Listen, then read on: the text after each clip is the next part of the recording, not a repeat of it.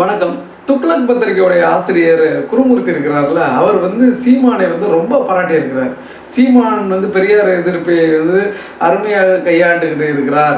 அந்த துணிச்சல் யாருக்குமே இல்லை அப்படின்னு சீமானை ரொம்ப அளவுக்கு அதிகமாக புகழ்ந்திருக்கிறார். RSS பெத்துப்பட்ட பிள்ளை தான் சீமான் அப்படின்னு விடுதலை சிறுத்தைகள் கட்சி தலைவர் திருமாவளவன் சொல்லியிருக்கிறார். அது மட்டும் இல்லாமல் நம்ம வீட்டில் ஒரு நாயை வளர்த்தோம்னு வச்சிங்களேன், அது நம்ம சொல்கிறவங்களெல்லாம் போய் கடிச்சிட்டு வந்துச்சுன்னா அந்த நாயை நம்ம தட்டி கொடுப்போம்ல, ஆஹா சூப்பர் ஜாப் பண்ணியிருக்கிறப்பா, நல்ல வேலை பார்த்துருக்குற அப்படின்னு சொல்லி அந்த நாய்க்கு தட்டி போட்டு ஒரு பிஸ்கட்டெல்லாம் கொடுப்போம்ல, அதே போல தான் சீமானை அவர் தட்டி கொடுத்துருக்கிறார்.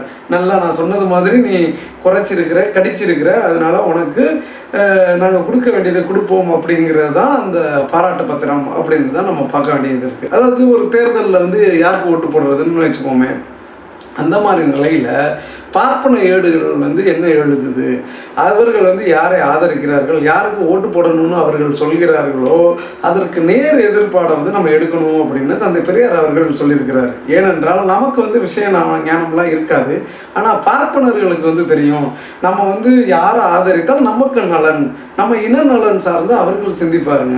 நான் அது அதே போல் சூத்திரர்களுக்கு கிடையாது. அதனால அவர்கள் என்ன எடுக்கிறார்களோ, என்ன முடிவு எடுக்கிறார்களோ அதற்கு நேர் எதிர்ப்பாட்டை நம்ம எடுக்கணும் அப்படின்னு தந்தை பெரியார் அவர்கள் சொல்லியிருக்கிறார். அப்படி என்றால் ஆடிட்டர் குருமூர்த்தி அவர்கள் ஒரு பார்ப்பனர், அவர் ஒருத்தனை பாராட்டுறாருன்னா அவன் எவ்வளோ பெரிய அயோக்கியனாக இருக்கணும். அந்த மாதிரி தான் சீமான் அவர்கள் இருக்கிறார்.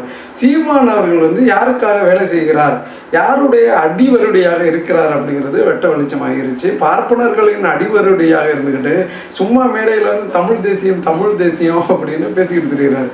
ஆடிட்டர் குருமூர்த்தி ஒரு நாளும் தனித்தமிழ் தேசத்தை தமிழ் தேசியத்தை ஆதரிக்க மாட்டார், தனி தமிழ்நாட்டை ஆதரிக்க மாட்டார்.